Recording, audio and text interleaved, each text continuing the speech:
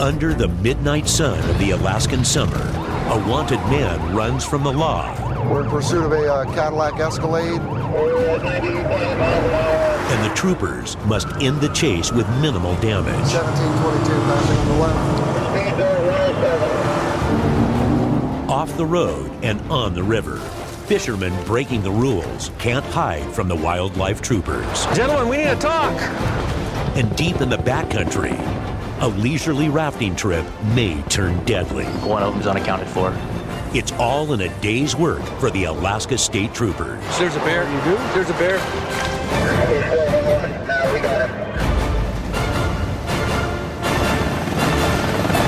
Outstanding.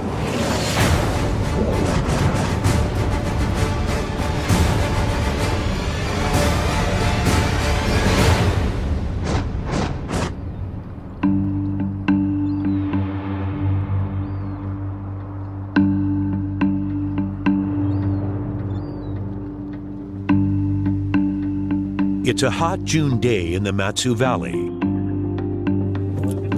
and Trooper Doug Cook patrols the streets of Palmer, just 40 miles outside the state's biggest city, Anchorage.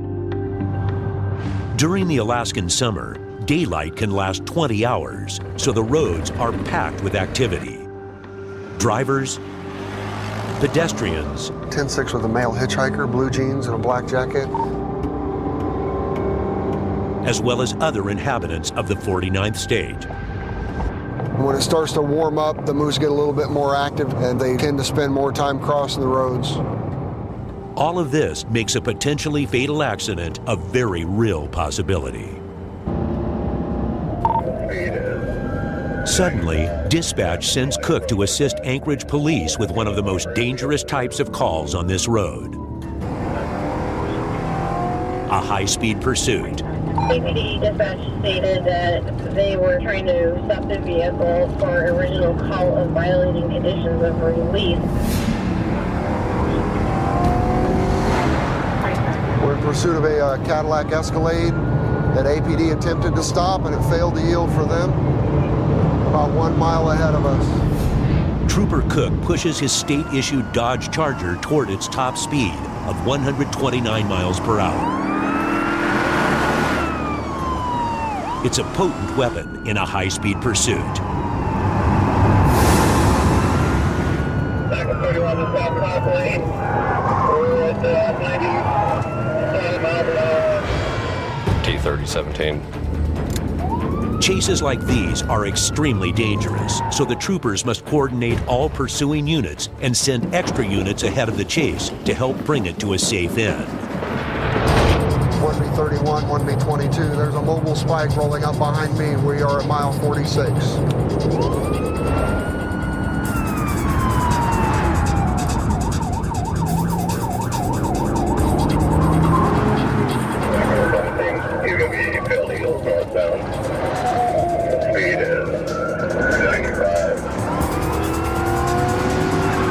Cook catches up with 2 trooper units, but they're still a half-mile back from the suspect.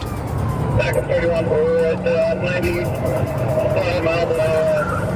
He's crossing the center line, just crossing again. I think you're T-34 going 10-4, 1722 passing on the left.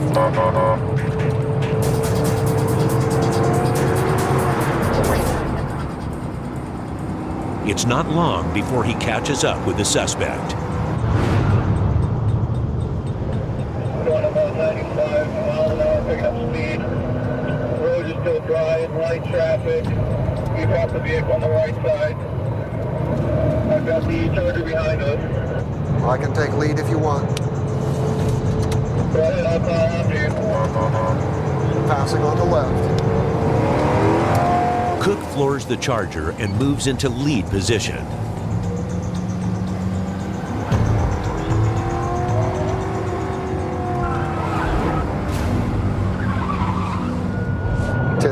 His driving is erratic. He almost lost it on a sweeping left-hand curve. He's passing another 2 vehicle into a yellow. Speed zone 107. 4 miles ahead, troopers prepare to deploy a spike strip. Spike strips are designed to rapidly deflate tires, bringing dangerous high-speed pursuits to a quick and safe end.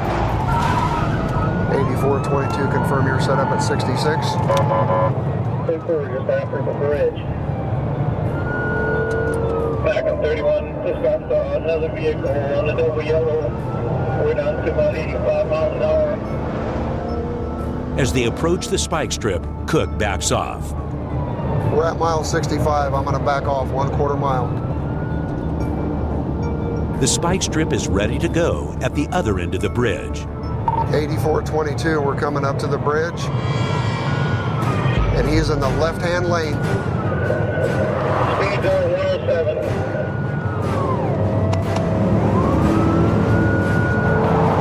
Did he hit the spikes?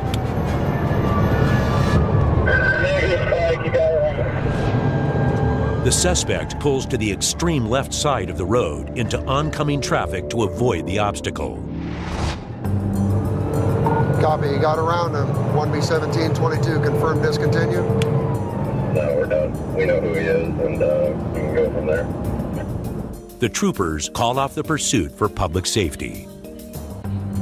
There's a construction zone 10 miles north. Cook backs off even further. Just lost sight of him at mile 73. We discontinued the pursuit. It's getting into a construction zone, which is a gravel road. We have identified the driver, and it's too much of a risk for the motoring public for us to continue this pursuit. We'll catch up to him. We know who it is. We've identified the vehicle, and we've identified the driver based on prior contact with APD, and he's a felon from what I can understand. He won't get away. We'll catch up to him. Tango 42, be advised, I'm at 100 on the park, headed that way right now. Troopers from Fairbanks call in to assist in the pursuit. One unit is just 30 miles north and closing. We do have a unit that's coming south. I'm just going to continue to drive north until I meet with that unit and make sure he didn't crash between here and there, and he didn't run anybody off the road or get anybody killed. Be advised, I'm at 92 mile of the Parks Highway with, I believe that's the Cadillac right there. 1T42, 1B22. We're at mile 84. We're not going to be able to join you. T42, 1B22.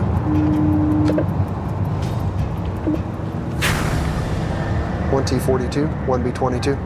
Suddenly, the troopers lose radio contact with the unit in pursuit.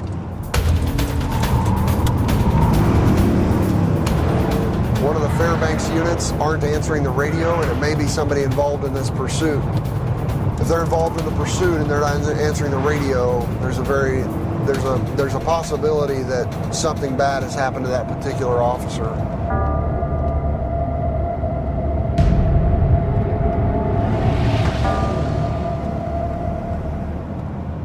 Ten minutes later, they regain contact. 1B22. We just passed 165 mile right now. 80 miles ahead, troopers are setting up another set of spikes. As Cook heads north at a safe pace, he listens intently to the radio. Can you re-advise that mile marker that you'll be set up at again?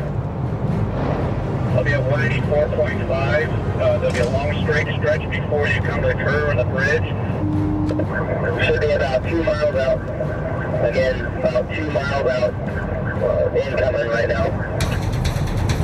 He's back in his lane. We slowed down about 85, 90 miles an hour. And he's still weaving back and forth within his lane. We're at 184. Dispatch 1042, 184 miles. Bridge. 184 miles coming to the bridge right now. Listen up. Dispatch 1042, spikes deployed, and we got him. He's still rolling. All the tires have been spiked. Outstanding. 32, we're up to officer 342. The spikes are going by road. 186.5, he's getting ready to put bail. He's getting ready to foot bail right now. Okay, 186.5, he's getting ready to put bail. Even after 150 miles of chasing, the suspect refuses to give up. Survey 742, move on again. He's probably moving around the vehicle. He's got something in his hand. Back off. Back off. Come on, T-42. Guys, I can see through the back of the black panel window, the door moving around. Put your spotlight on him. Come on. T-42, T2, back off and wait for the other unit. Good call, Lieutenant. Okay, he's going in the ditch. Flip out. Flip. He's out on foot. Come on, T-42. Body 22, I think. Answer. They just made the arrest. He's in custody. After initially dropping back, Cook makes it to the scene of the arrest. We got the tires back there at the bridge at the East Fork, and then he rode up here on rims, and then went off the road here and went on foot pursuit, and then Woodruff and I got him right up there. So Cook meets up with Trooper Jason Woodruff to pick up the suspect and transport him 150 miles back to jail. Hey, nice job. All right, thanks. Well done. Appreciate it. Well done. All right, it worked out. It did. Yeah, it did. 150 miles from when we started it to when we stopped it. And can get that lower 48 then. I know. 18 to 120. Right, he's pretty fidgety back there, isn't he? He's just, it's all the, he admitted he's done a lot of coke and smoked a lot of crack. Trooper Cook pats the man down before transporting him to jail in Palmer. I don't be shaking up. All right. Appreciate it. There you go. He's gonna. Mr. Green, did you use the bathroom in his car? No, it's No, there's a bottle. Yeah. Oh, we were, okay. we were, Yeah, he stepped on one. We were Okay. running and Had a hole in it. the whole Okay. pit. All right. What was your first name again? George. Let's not meet like this again. Okay? Sorry. All right. I appreciate it, man. Next time, just pull over. Okay? Other one, you're good, nice. Yes, sir. All right. Going back here and passenger side. Thanks again, boss. Yep. Take it easy. Yeah, it's okay.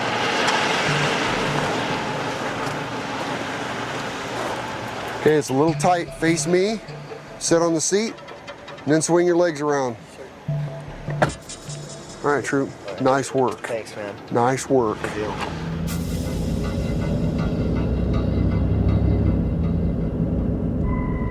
You had to be getting pretty low on gas too, didn't you? I couldn't have went another 3 miles. where were you headed? I don't even know where I'm at. I have no clue.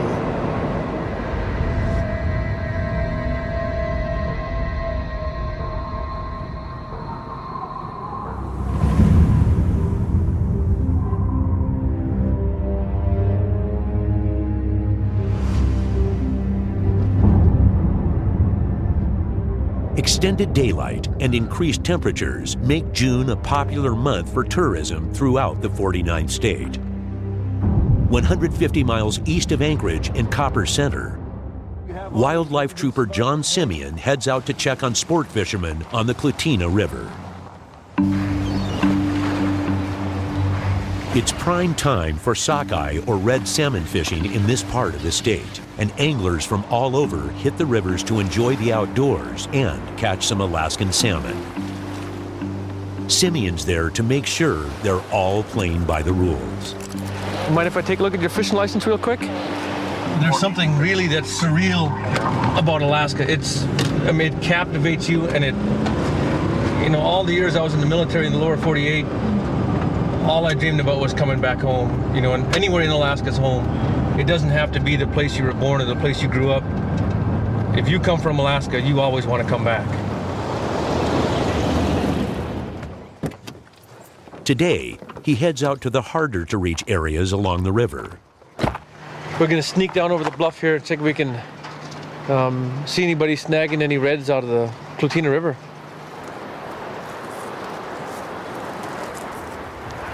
Oh, there they are right there. A lot of folks who are coming up here to experience Alaska, they want to go where other people aren't. They want to experience the Alaska. They want to see the wild and not be disturbed by anybody else. And a lot of times the guys who are going out to try and break the law think they're far enough away. I mean, if you were down there on the river, you wouldn't think that anybody else in the world is watching you. But then again, here we are. Ooh, there's a raft right there. Stopping by a popular fishing hole, Simeon spots a group of men and is immediately suspicious. You're gonna have to watch him. He's got what we call the keen-eye twitch going on.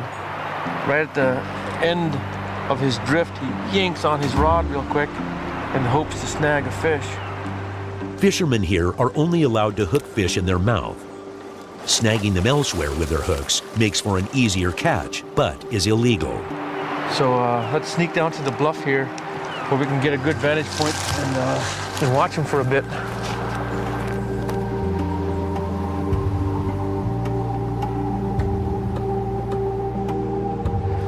That's such a snagging move. You got film of that guy over there doing that? What did Jack Nicklaus say in when he turned into the Joker?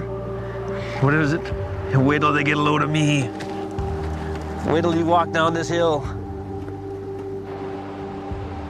Suddenly, one of the fishermen spots Simeon. His cover's blown.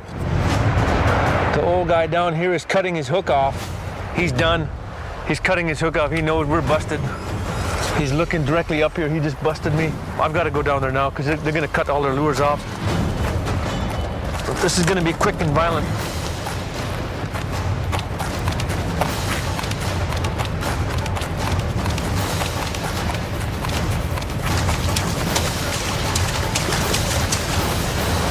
Sir, can I talk to you, please? Gentlemen, we need to talk. Where are you all from? We're from Utah. Utah? Okay. Well, my name is John Simeon. I'm with the Alaska State Troopers. Okay, John. We need to talk about your fishing technique here. What do you call that violent twitch you guys do at the end there? Just a set. Flip.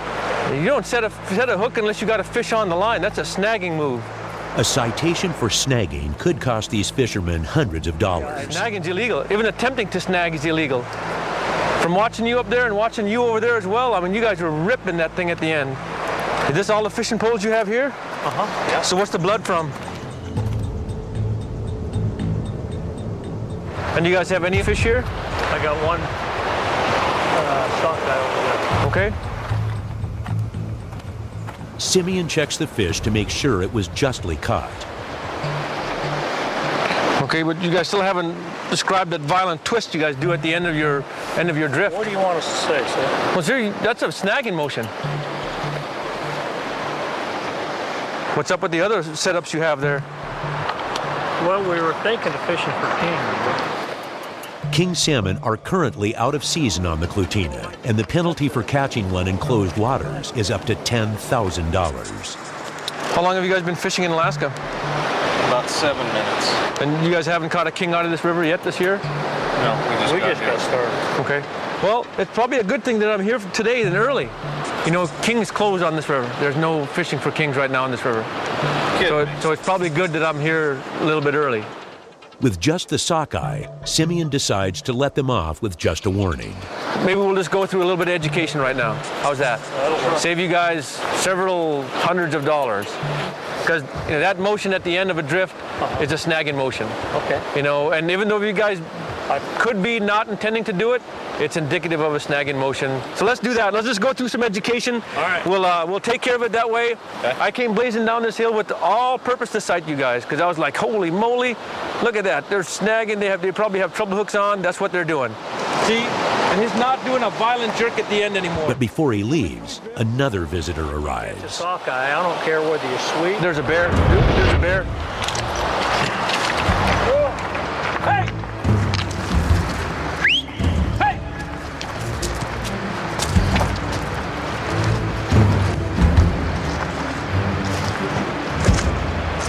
Ran off. He's gone now. Yeah, he wasn't over there. We went back over. But if you can look, Black he was bear. sitting, he was sitting right in that clearing right there, looking Why right don't at you us. lead us out of here? I'm out. I don't want any more. You got a shotgun. You guys are good. Good to meet you, Ward. You guys have a good day. Yeah, thanks, my friend. Appreciate it. Sir? Yeah, thanks for cutting some slack. You bet. So we'll take care of it that way. I'm pretty sure when I leave, if that bear doesn't come back, you guys are going to have a good day. I don't know about this. Make a lot of noise when you leave. Yeah.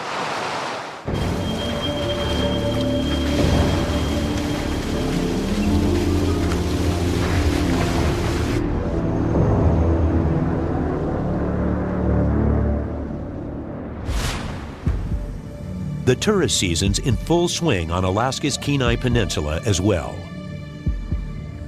Cruise ships bring visitors from all over the world to ports like Seward.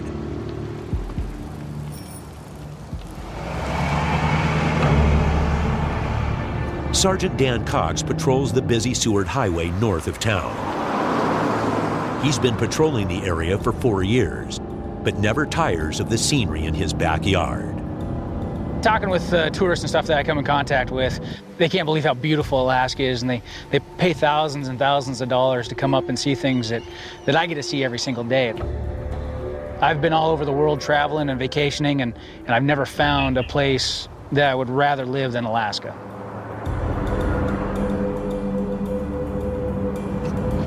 Stiletto 184, 1036.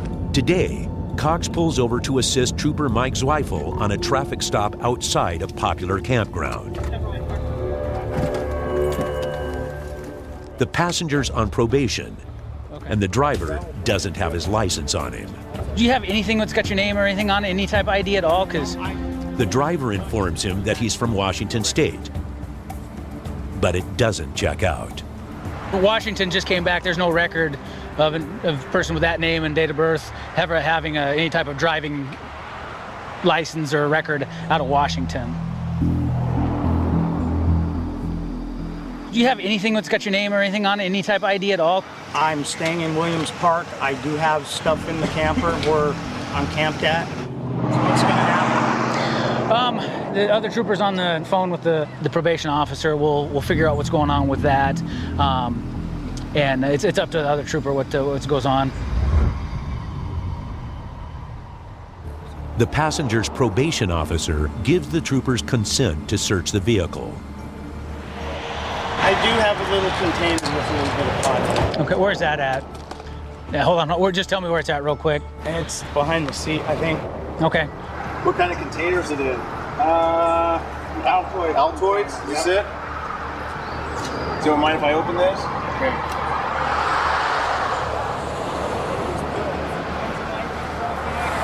And the other one is a Vicodin, and I do have a prescription for them. Okay, where's your prescription? It's sitting in the camper. Okay. I don't take everything out with me. What are all these little baggies for? It's just to put stuff in to keep them dry. You just got a lot of them. Yep. It's good for lots of stuff. Just a little bit more marijuana? Oh, I didn't even know that was there. Okay. The baggies and pot indicate that the man could be dealing, but troopers still don't know who he is. At this point, we don't know about the driver. We can't find any record of him, so we don't know, is he a homicide suspect or is he got warrants out of somewhere else? We just don't know who he is.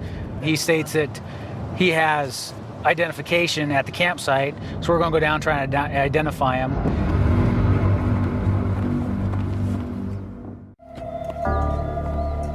At the campsite, the man can't locate the keys to his trailer. Crap. So they pop a window open to get inside. You have any weapons in there or anything? No, sir, I don't. I don't own any weapons.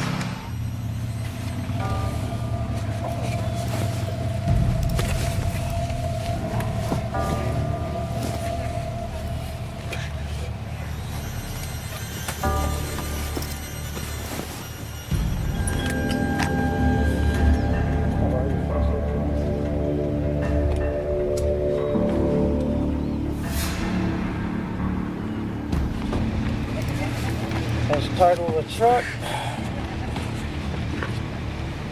After minutes of searching, he's unable to locate his ID or a prescription for the Vicodin.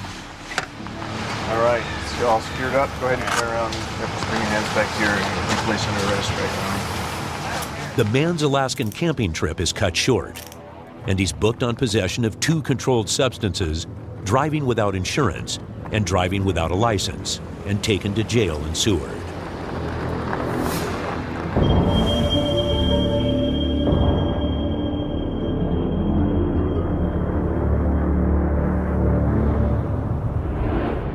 Alaska has the highest rate of illegal drug use in the nation, so the troopers are always on the lookout for drugs on traffic stops. especially on busy roads like the Seward Highway. Back on patrol, Cox spots Trooper James Buttery on a traffic stop. We'll stop here and back him up. Sold out in 184. I'm out with 44. Stay right there for me if you wouldn't mind. I can smell dope in the car. She says it's in there. She doesn't know whose it is or where it's at. It's one of the two passengers, so I'm gonna go talk to them real quick. Okay. Yeah. The driver and one passenger admit there's a small amount of marijuana in the vehicle.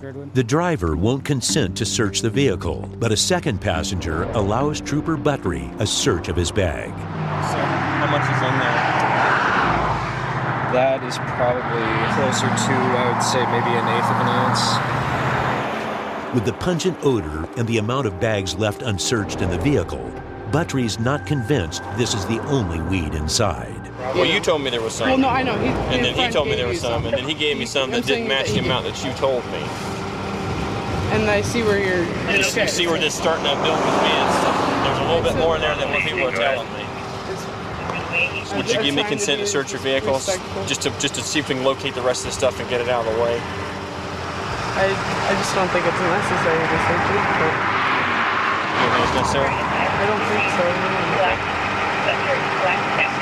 Just no? I'd like to say no. That's your choice. Just hold on 1 second for me. There's more in there. 10-4. It's littered everywhere in there. You can smell it everywhere. I mean, like I said, stuck my head in the car. As soon as the wind hit, it just came out of the back. And that little Tupperware container he gave me ain't what it all came from. There's more in there. The red-headed passenger, I don't remember what his name was. He's the most nervous out of every one of them. But he's the one that's... And that's the one you found it on? No, I found it on this guy. He's the one that gave it up to me, but the guy in the front passenger seat right now, he's the one that, when I told him I was seizing all the bags in there, his eyes got about as big as dinner plates. Without the driver's consent to search the vehicle, the troopers seize the car and apply for a search warrant from the judge. Back at the trooper post, the judge grants the warrant and Buttery's search begins.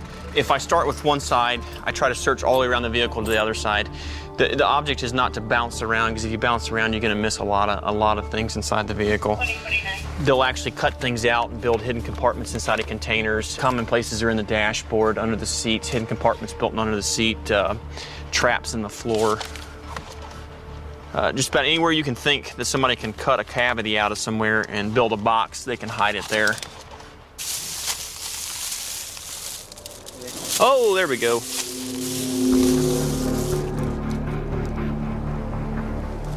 I think she was a little off in her estimation of a couple of eighths. Buttery finds enough pot to charge the driver and one passenger each with a misdemeanor. 1, 2, 3 pipes, several packages of marijuana, both in here and also on the front seat passenger. It's a relatively minor charge, but for the troopers, every bust can make a big difference. The way I view things is every little bit counts. You just can't treat these little incidents like they're nothing. Our interaction with one individual may change their view on things. They may decide that they don't want to use marijuana anymore or use any illegal narcotics anymore, and they may clean their act up, and that's kind of the goal of everything.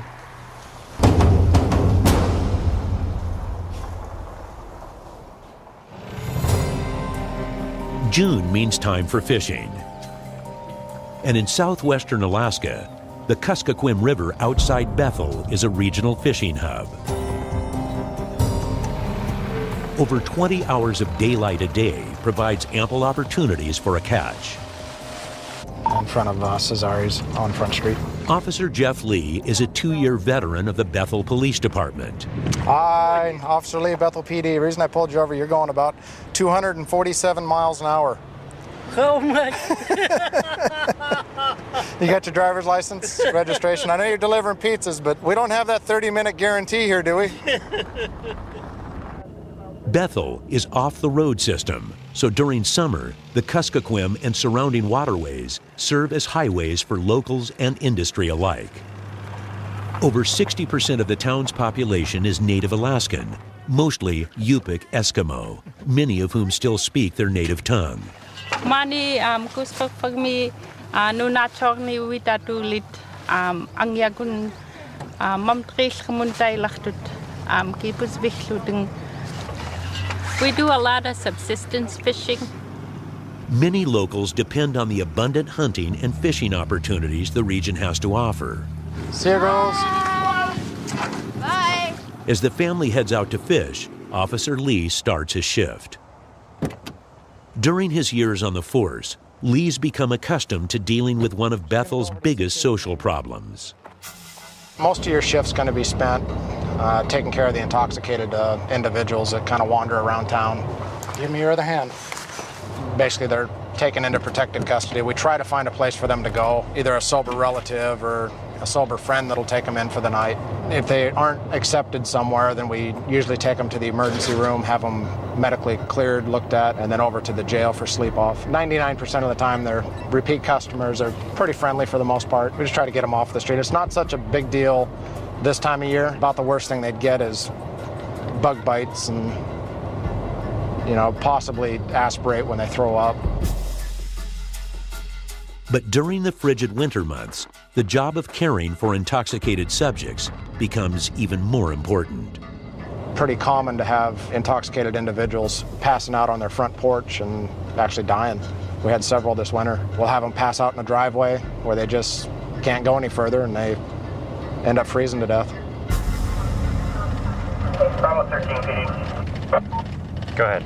On the other side of town, Officer Colin Sims is responding to reports of an unresponsive man lying in the grass. Copy, thank you. We'll go talk to him.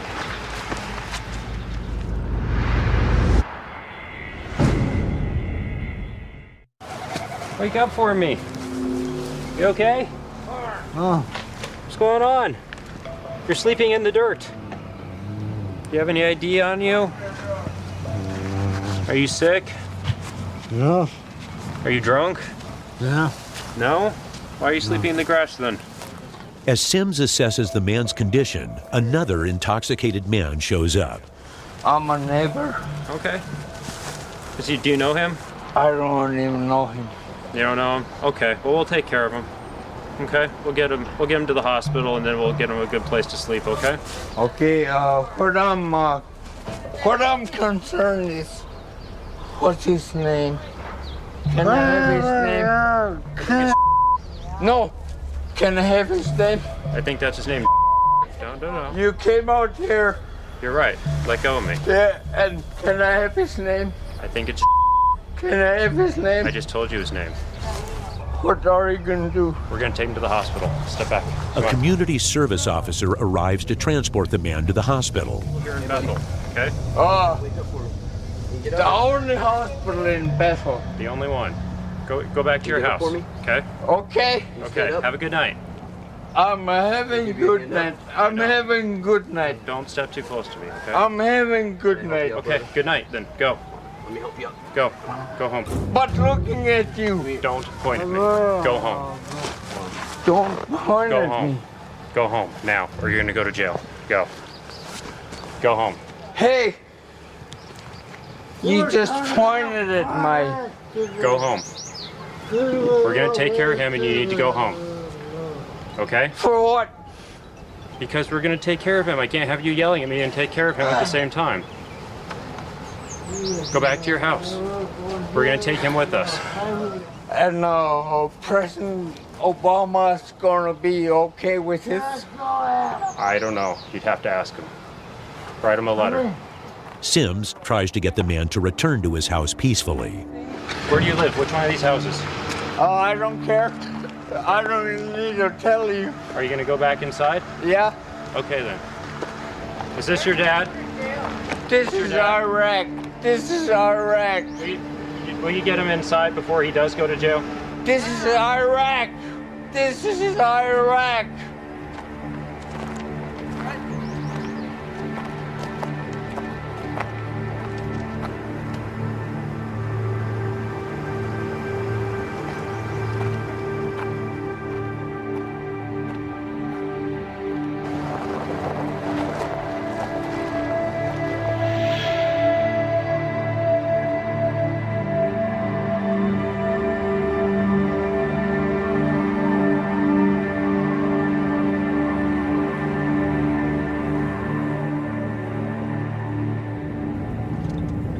Back on patrol, Officer Lee gets word that another officer has a well-known bootlegger in custody. 33 communities in Alaska have banned alcohol possession completely because of the many problems it's caused. In Bethel, residents can legally order limited amounts of alcohol from Anchorage, which bootleggers then sell to the surrounding dry villages for profit. Under the midnight sun, Lee heads to the scene. 2352.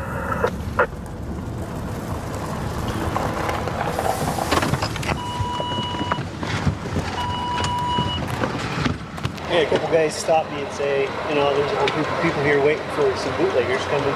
Oh, really? Yeah, so I'm sitting there talking to them. This car drives by, and I says, is that them? And they're like, yeah. This whiskey goes for only $11 a bottle in Anchorage, but in the outlying villages, these 11 bottles could bring in over $900 for the bootleggers. What's going on tonight? Why'd you guys get pulled over? I have no idea. You have no idea? Whose booze? I don't know. That's mine. It's not yours? The passenger's not saying much, so Lee presses him further. Whose bag? Not mine. I don't know. So there's two of you in the car. It's not mine. So whose is it? I don't know. It's the mysterious booze bunny? Not mine. Okay. So who's the one out bootlegging? Not me. Not you? Not either? I don't know. It's not mine. Okay, that's not what he's saying. It's not mine. Okay. Well, hold on a second. Despite the man's refusal to talk, Lee finds out he's got a warrant. You have a warrant for your arrest. Turn around. Put your hand behind your back.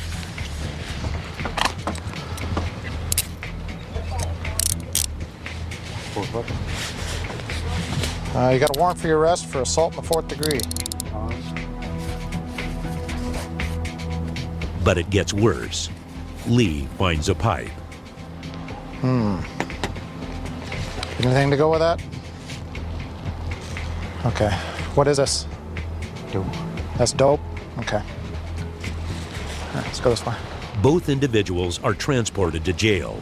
It's a good catch for Bethel PD. We're not allowed to order alcohol. We can have alcohol here in Bethel. Well, they come in to town here to buy bottles of booze. 80 bucks a bottle, 85 bucks a bottle here. So, times 11 bottles, it's pretty good business here. Moral of the story is, you know, it ain't worth it.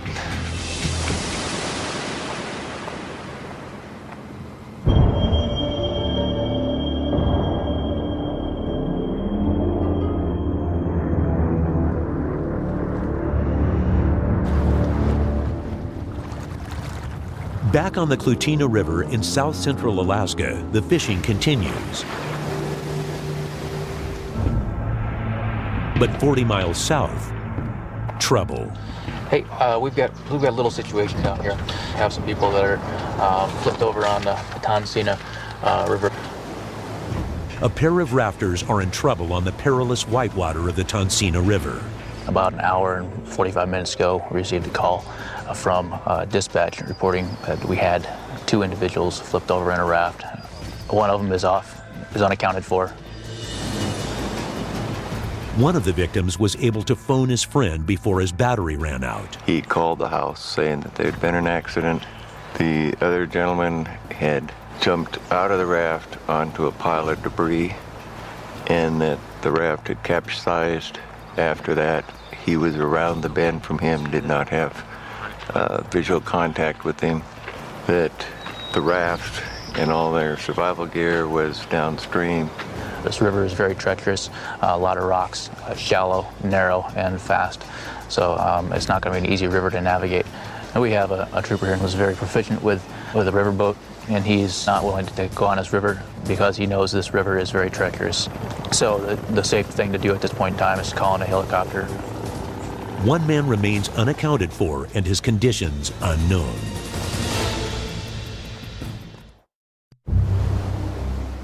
If the lost boater submerged during the accident, hypothermia is a very real possibility. They're going to be cold. First of all, we need something to get them warm. I don't know if they have any kind of trauma at all. So I got a basic emergency kit.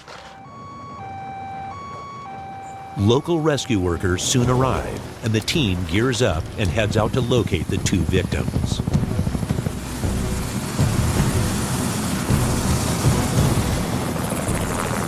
All right, we have good power. Here we go. Reportedly on a sandbar on the side, but we'll look for somebody waving. Yeah. What kind of raft was it? Yeah, it was a cataract. The blue cataract. Okay.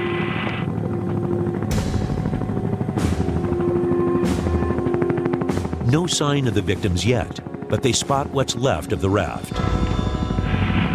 Looks like it might be. Oh, there it is. There's a raft. There it is. Oh, kayaks. Holy cow. A little inflatable kayak. And they were coming down in that? Holy cow. They told me they had 2 people in that little kayak? Oy vey. The team finds the raft. Now they can only hope to locate the men quickly. We could go a long distance. Probably. There we go, right here on the left. Okay, off the left side. Okay, I have him. That's the gentleman in brown, looks like. All right.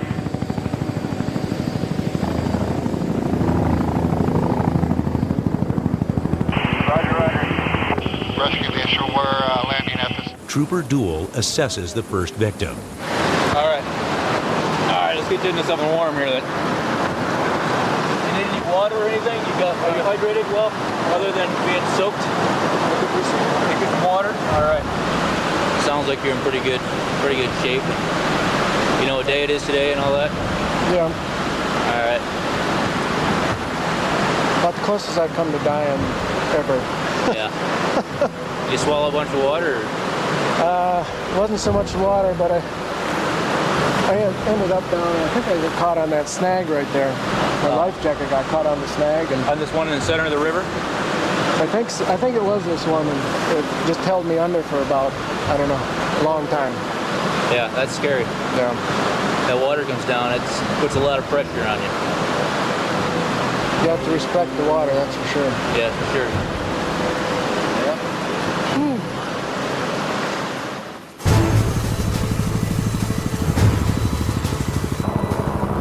Cold and shaken up, but in stable condition, they transport the man back to base.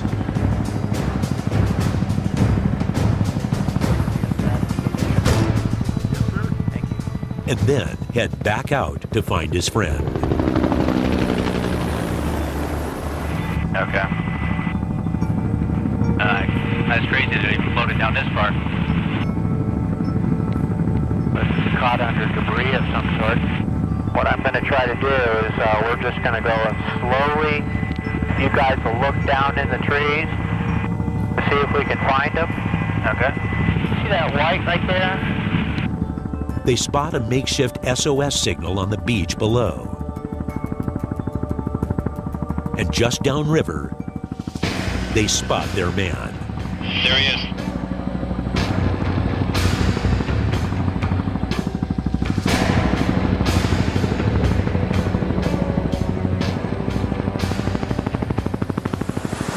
Think of your gear, you got it. You okay, sir? Yes, sir. All right, glad you had your life vest on. Oh, absolutely. Not just a life vest, but a good one. What's that? Not just a life vest, but a good one. Good. Back at base, the two friends are reunited after a nerve-wracking afternoon. I think I was a lot more worried about him. He was the one in the water, and I watched him go around the corner and disappear, thinking I'm not going to see this guy, you know, possibly again, and I didn't know what's going to happen. But and then you're sitting out there, and you're like, okay, your buddy just disappeared around the corner in the water. What are you going to do? And the first thing that came to my mind when we launched the boat, our buddy Carl told him, you know, if we're not back by 11, call out the troopers. So that made me feel comforted. I'm sitting there thinking I might spend the night out here, but somebody's going to be looking for us come tomorrow. We got everybody out. Everybody's safe. So it's a good day. That's the way we like it to end.